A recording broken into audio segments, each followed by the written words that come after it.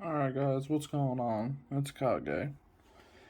And in today's video, I'm going over my premium Phantom Blaster Overlord deck profile for you guys. So, this deck, I actually gotta give credit to one of my friends for helping me build this deck. And basically, it was their list before mine. I just made like a few small edits to it. But yeah, this is a very fun deck to play, and I essentially made it my own. And for everybody who has never heard before, I love the Shadow Paladins. And yeah, so let's get into the video. So starting off with our grade zeros, we are of course starting with Full Bow V Series starter, which is our usual V era starter of when rolled upon, draw a card, and if your opponent's ready on a greater, get a quick shield. For the trigger lineup, we are running 4 copies of the Stride Crit, 4 of the Draw PGs, 3 copies of Cursed Eye Raven, and then 4 copies of the Heal Guardian. So the trigger, and then of course the Keter over trigger. So pretty standard, I'd say. This is a very, you can take out the Cursed Eyes for something else, but I personally don't recommend it. The Cursed Eyes can really help out.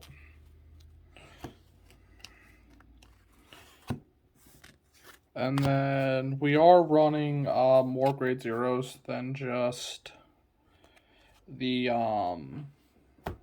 triggers and starter. We are running 2 copies of Full Bow Diablo.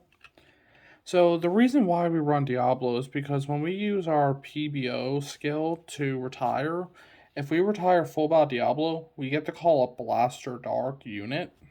So that gives us another attack on top of the ability to call out a blaster from the PBO itself. So we run 2 copies of Diablo. It's obviously not our starter.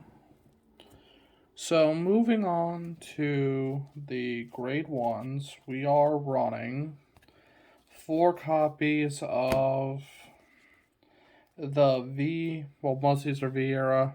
We're running 4 copies of Nemain. So Nemain is, you can rest to superior call a unit with 5k from the deck to a rearguard circle. So this helps us get like our Don't Put Dragons, which becomes a 10k on board. Helps us get our extenders, etc. Next, we are running 3 copies of Brenwyn, which is our grade 3 searcher, and at Ritual 3, she gets +5, so she becomes a 13k booster, which in this deck is not entirely hard to do. Next, I am running 2 copies of Charon. So Charon is basically our countercharger of the deck. And I know some people might be like, well, isn't Charon and Nemain and Luard choice restricted? Yeah, that's for V series. This is the premium format, so you can actually run both Charon and Nemain, which is why I've considered turning Luard into a premium deck. Which I still am going to do that deck profile, by the way. Next, I'm running 2 copies of Abyssal Owl. This is just draw power, essentially. And then, last but certainly not least, I'm running 2 copies of the original Nightmare Painter. So, the original Nightmare Painter says, when this card is placed, you can put a card from your hand into your soul. And the reason why we run that is obviously for our PBO, because we want Phantom Blaster Dragon in the soul to get the full effects of it. Okay, so that is it for the grade 1s. Now moving on to the grade 2s. I am running 4 copies of the Overdress Blaster Dark. So the reason why I chose this Blaster Dark over the V series or even the original is because this one says when placed on van rear, counterblast 1, retire a unit, and then it gets your opponent retires 1, it gets twin drive, and then on rear guard it gets +5. So the reason this one I feel is the most consistent. The original one doesn't even get a twin drive, and then the V series one, your opponent has to have no rear guards in order to get the twin drive. This one, you're basically guaranteed the twin drive if you call something. Next, I'm running 2 copies of Dark Knight Maiden Maka. This one says auto, rear GB1, counterblast 1. When this unit attacks a vanguard, if this unit is boosted, you may pay the cost. If you do, search your deck for up to 1 grade 1 card, call it to the rear, and shuffle. So this is essentially if we didn't get our Nightmare Painter, it allows us to essentially, get it and get PBD in the deck and the soul, I mean. Next, I'm running 2 copies of Leafall. Leafall is basically there to help us get a grade 1, so we can use this to get to get the main, or a lot of times what I do is if I have PBD and PBO in hand, I'll use this, call out Painter, then I use Painter, put PBD in soul, then write PBO. Next, I am running a single copy of Dumphood Dragon. Let me actually move this up a little bit. I didn't realize you could see a bit of where my camera is. So, Dumphood gets +5 when you have a Blaster Vanguard, and then you can Soul Blast 1, retire a call Blaster Dark. And then last but not least, I am running a single copy of Blaster Dark Spirit. This says auto counterblast 1 when this is placed on a rear from your deck. You may pay the cost. If you do, that choose one of your opponent's grade 2 or less rear guards in the front row, retire it. At the end of the battle that this unit was attacked, retire it. That's also treated as a gold paladin, but that doesn't matter. So the reason we run Spirit is because there are times where I had a match one time, I think it was like Gordora, I think it was Gordora, but it was like a mill deck, and I milled all my Blaster Darks. So this is a really good card to have. You could also run Blaster Dark Diablo. However, I feel the Spirit is a lot more consistent. And if you don't want to run the Spirit, I will show you what card you can take out for that. So moving on to the grade 3s, we are of course running 4 copies of Phantom Blaster Overlord. So PBO has an ability that when Phantom Blaster Dragons into Soul, gets +10/+1 critical, and then when it attacks, counterblast 1, retire as many rear guards as you want. Your opponent retires that many, and then you call a blaster unit from your deck. So essentially, if you have PBD and Soul, this is a 23/2 crit swing by itself, not to mention the boosting, or if you have a force marker under it. And then the fact that you get, so this is a 4 attack deck, mainly 5 if you want to run 5 if you retire full bow Diablo, and you can make it 6 if you run Maka. I mean, call Maka out. But usually it's a 4 attack deck. Next, we are running 3 copies of Phantom Blaster Dragon. So, Phantom Blaster Dragon, I actually need to read this because I haven't wrote it in a while. It says, Act Van, once per turn, or Act Van, counterblast 1, retire 3 of your rear guards. Your opponent chooses 3 of his or her rear guards, retires them, then this gets plus 15, plus 1 crit. Act Van once per turn. If your opponent has 4 or less cards in his or her damage zone and no rear guards, counterblast 1, or soul blast 1, my bad. Soul blast 1, grade 3, deal 1 damage to your opponent's vanguard.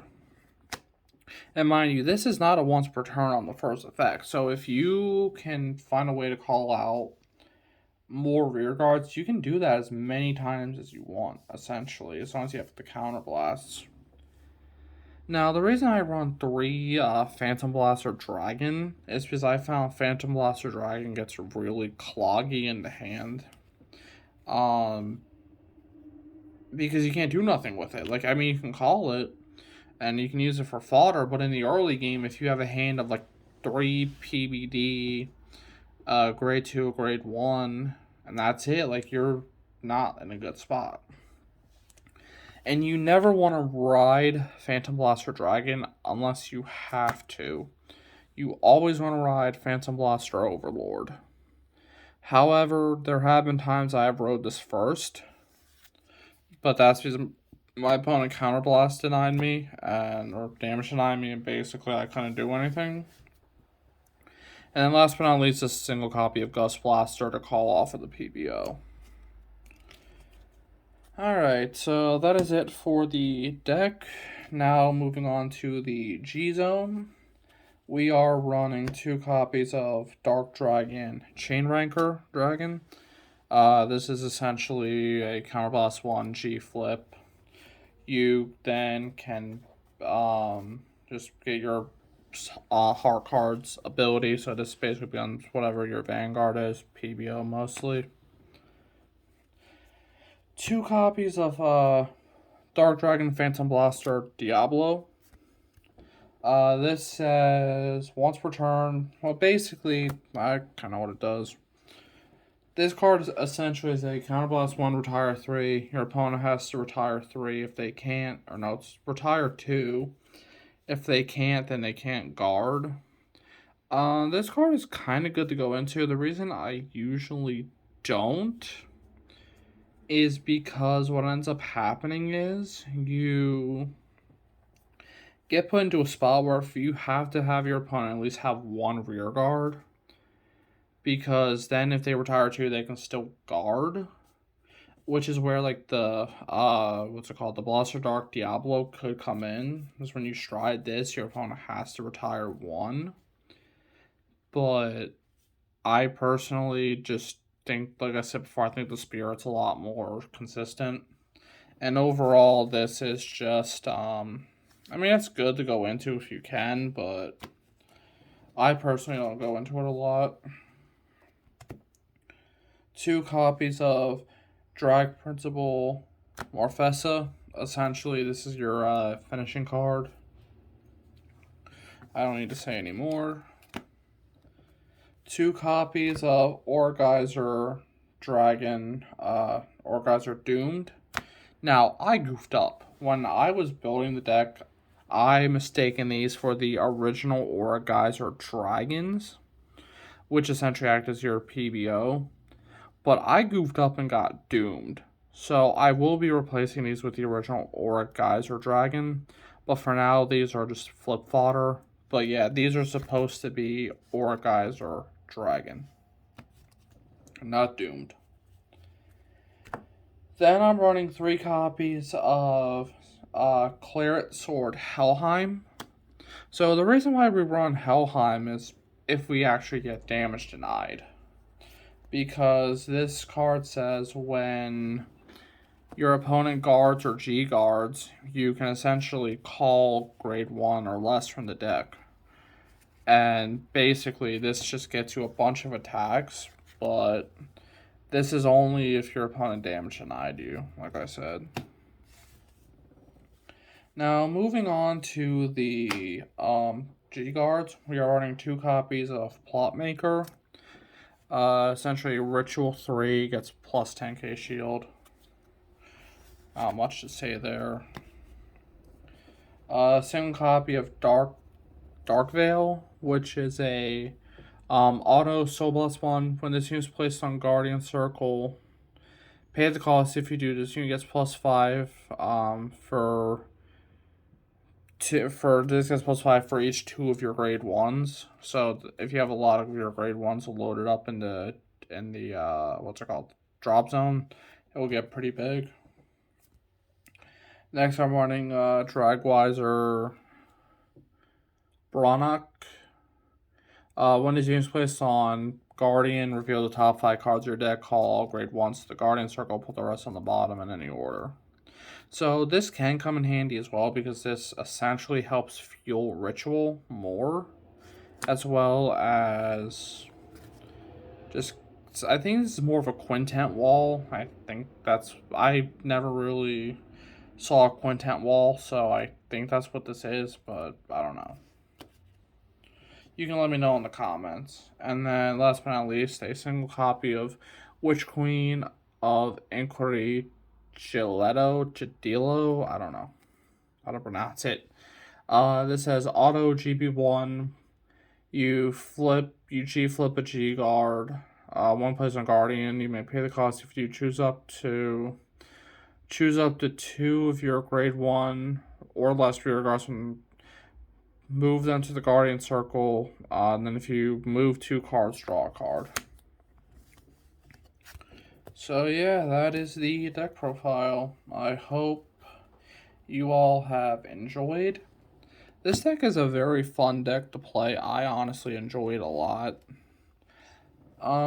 There is something I'm gonna do. I just have to wait for DBT05 to fully release, which is I'm going to be building the Phantom Blaster Overlord from Overdress, and I have the original, like the original from the original first 5 sets Phantom Blaster Overlord.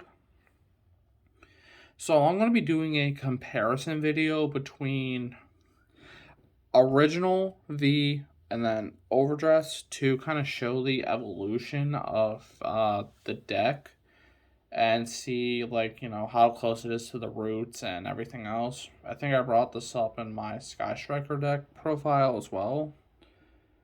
But yeah, that's going to be interesting, kind of like a history of Vanguard in a way. But yeah, also just a reminder, once I hit 100 subs, I will be doing a live stream Q&A. So anyway, I will catch you guys in the next video. See ya.